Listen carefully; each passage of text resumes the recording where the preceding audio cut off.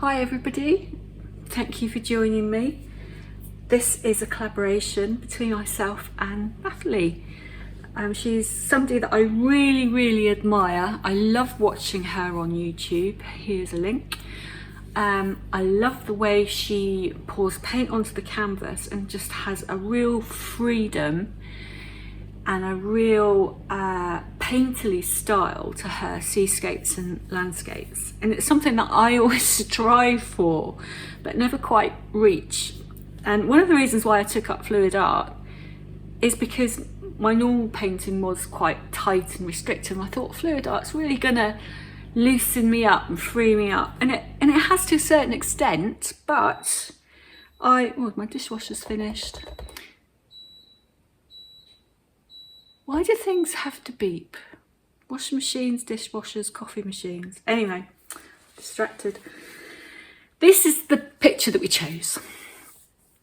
And this is a picture that my husband took of our local beach. It's beautiful, isn't it? So the first colour I've chosen is Amsterdam greyish blue. Second one, yellow ochre, golden.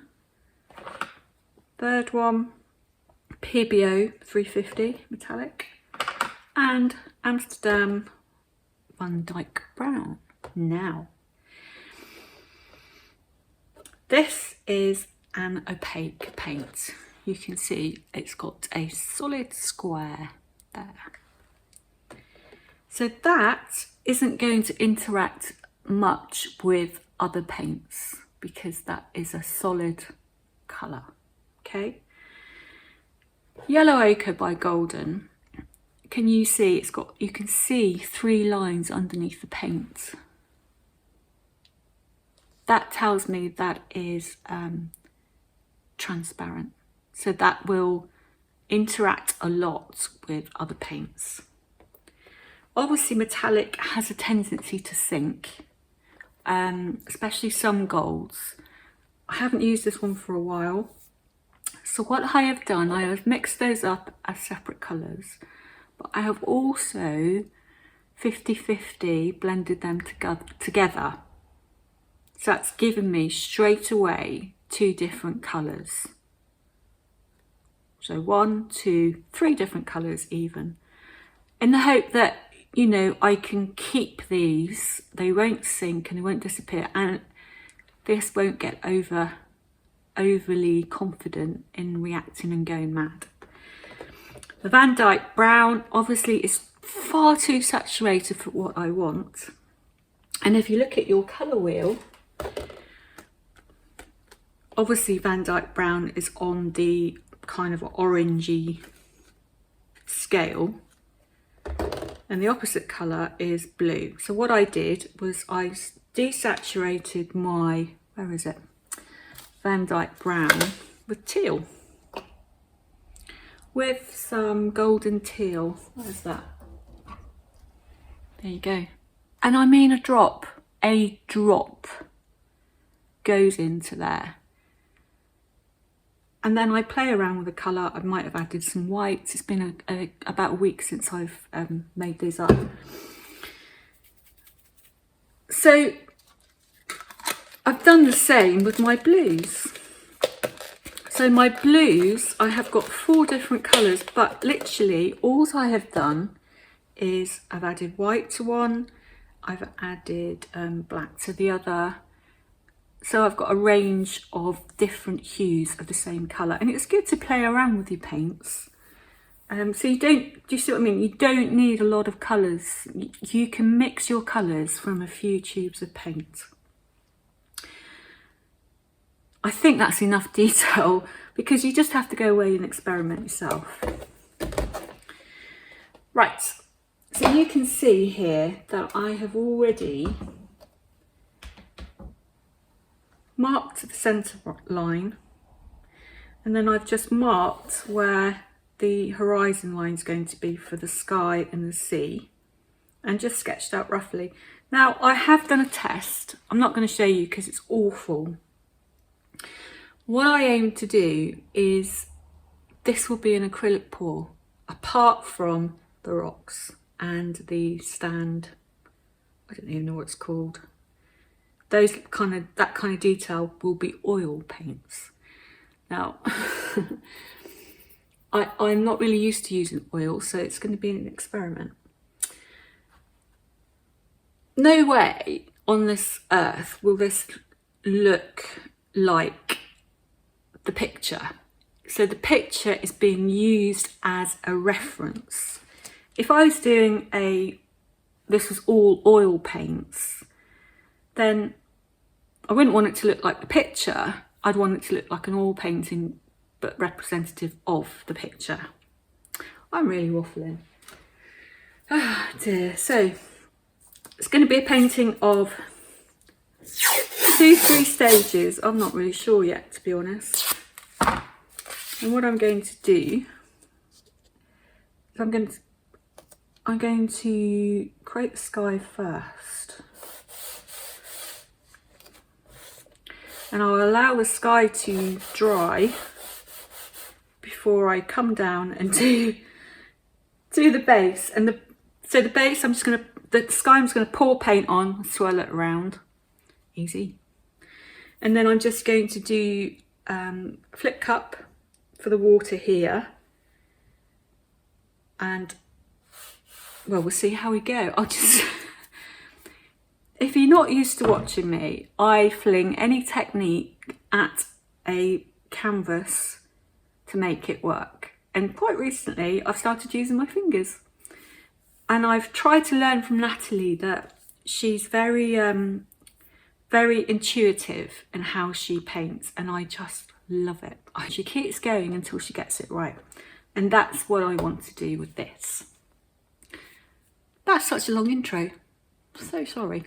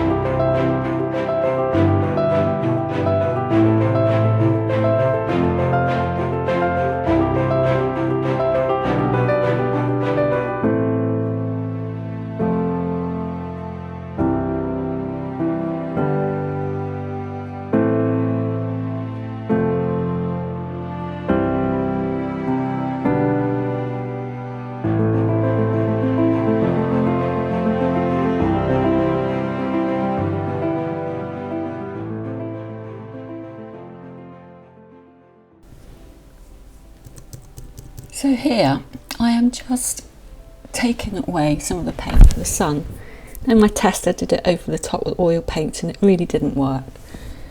So I've just added some yellow that I had already mixed up. And this is where I get a little bit scared of messing things up because it was looking quite good, but I persevere. And it will need a little bit of TLC at the end of the painting. But the basis is there as part of the acrylic pour.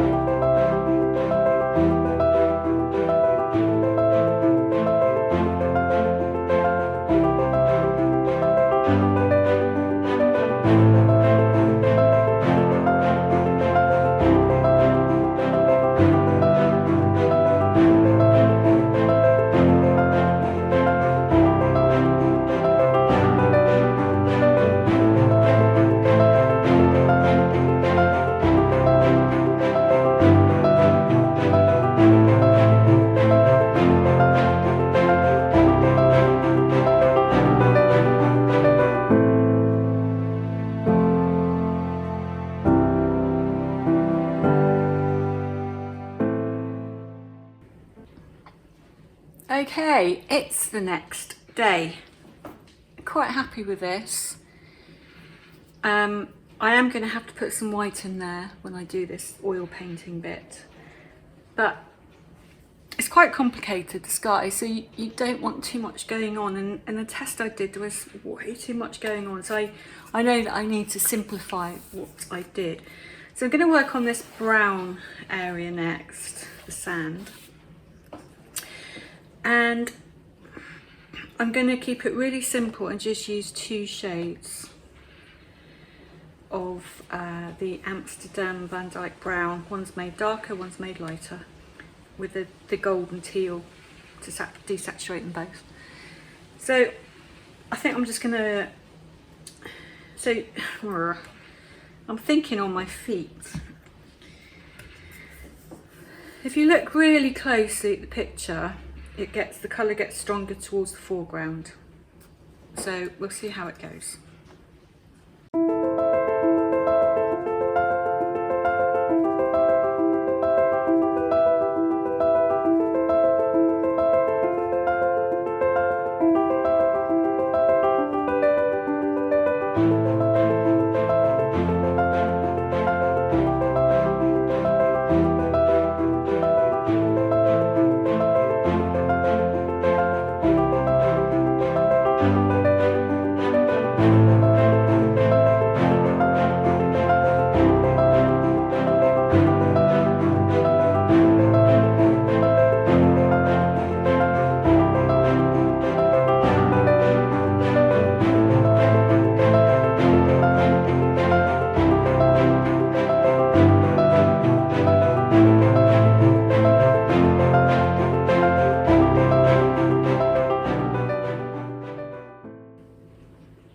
I quite like that bit. So we're going to, hello, we're just going to leave this for half an hour, then I'm going to come back and I'm going to do this bit. And then I'll come back and do a flip cup.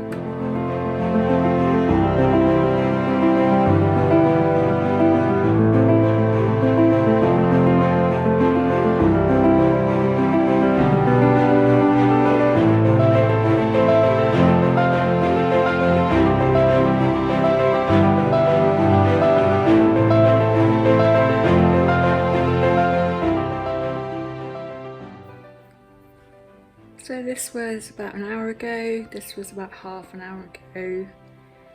Really like this bit here that reflects the gold in the sky. So I'm going to do a flip cup. Flip cup. Right size. It's the only size I've got. I think I'm going to go about here and go that away. I'm going to fill my cup up with blues and silvers, and we'll go from there.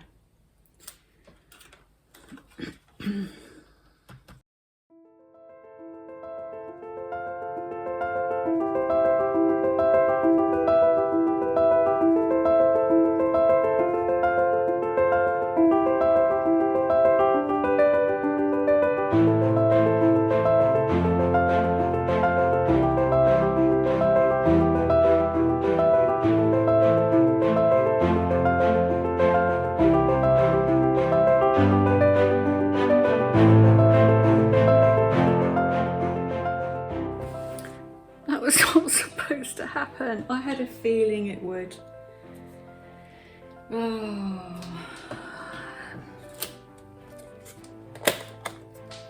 This bit's okay. Let's see what we can do.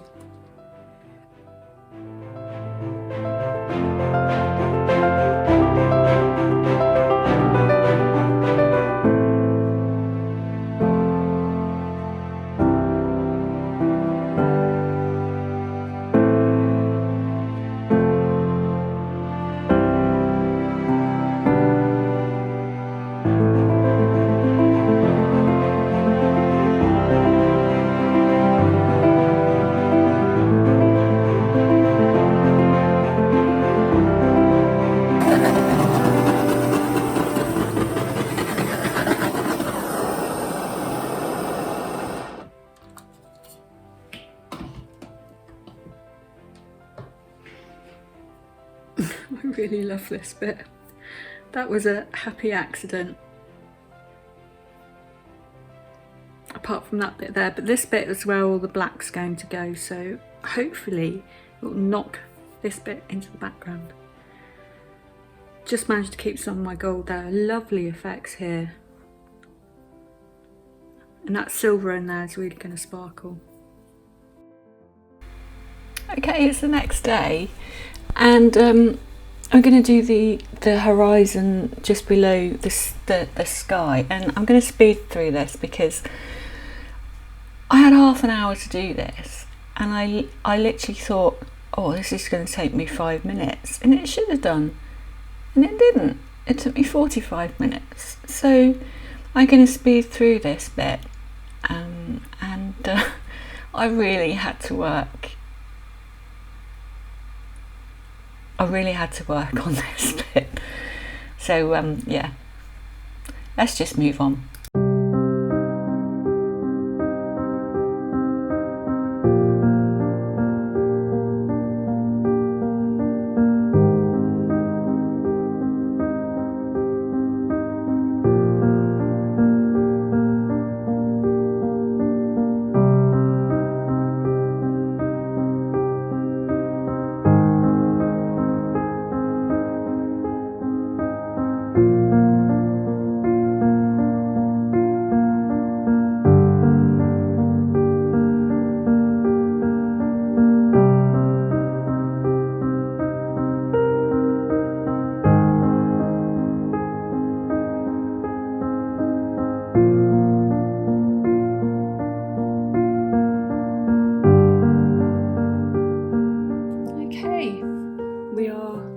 Tuesday today. I started this on Saturday.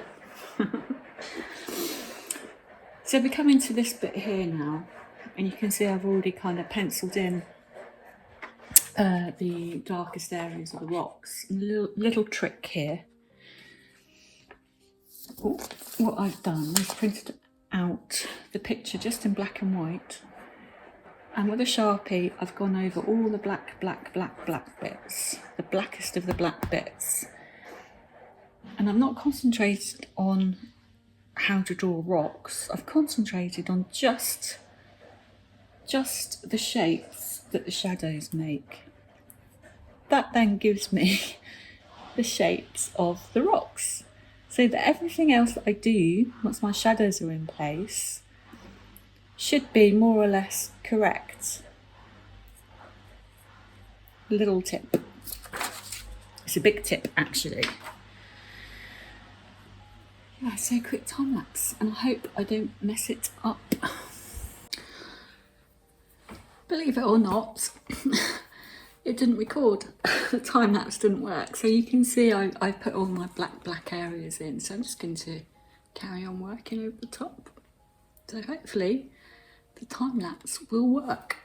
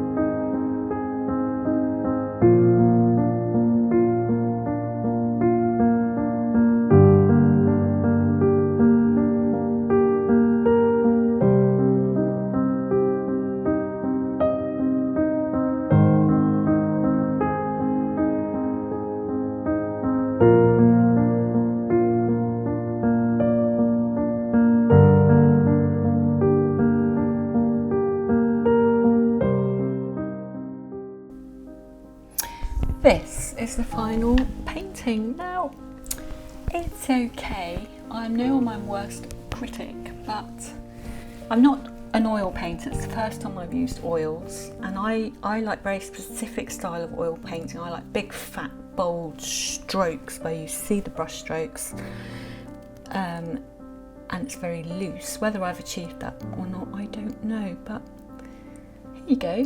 It's been a challenge, but I'm glad I've challenged myself, and Nathalie's brilliant, so please go and watch her video straight after this one.